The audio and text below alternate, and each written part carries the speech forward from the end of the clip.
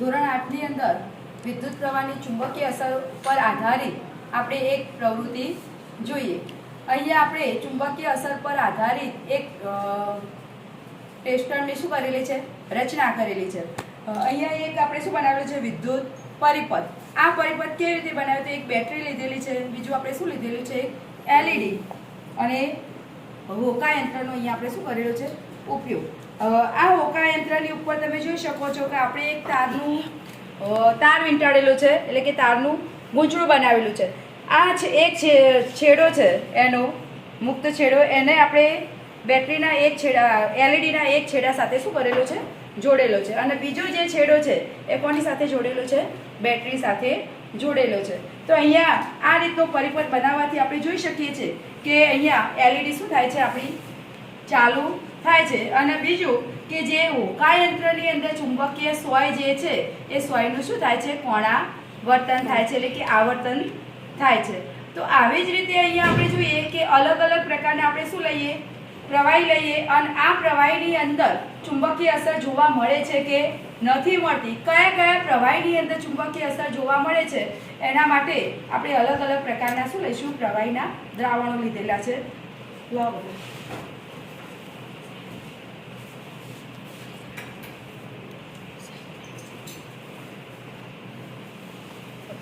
આ છેડો મુક્ત કરો, અહીંયા ખોલ દે, આ છેડો ખુલ્લું કરી દે।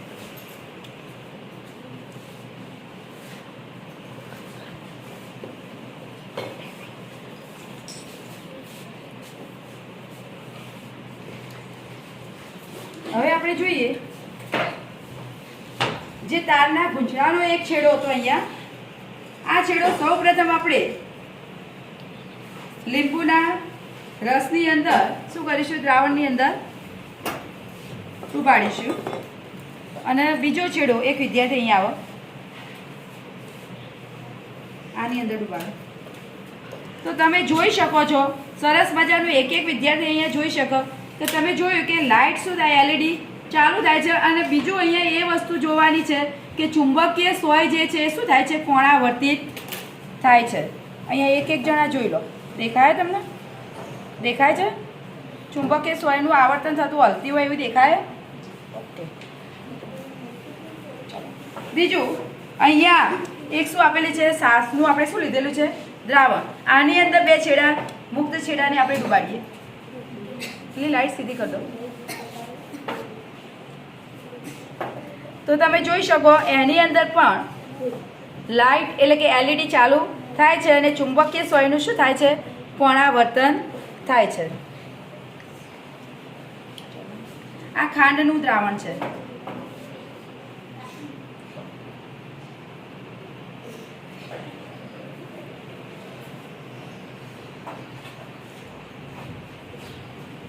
તો ખાંડના દ્રાવણની અંદર પણ ચુંબકીય અસર આપણને જોવા મળે છે, એટલે કે હોકા યંત્રની અંદર જે સોય છે એનું શું થાય છે, કોણાવર્તન થાય છે। એટલે કે આવી રીતે આપણે જોઈ શકીએ કે અમુક જે પ્રવાહીઓ છે એની અંદર આપણને ચુંબકીય અસર પણ જોવા મળે છે। એટલે કે ચુંબકીય અસર એટલે કે જે વિદ્યુત બેટરી સાથે આપણે હોકા યંત્ર જોડ્યું અને હોકા યંત્રની અંદર શું હતી, ચુંબકીય સોય।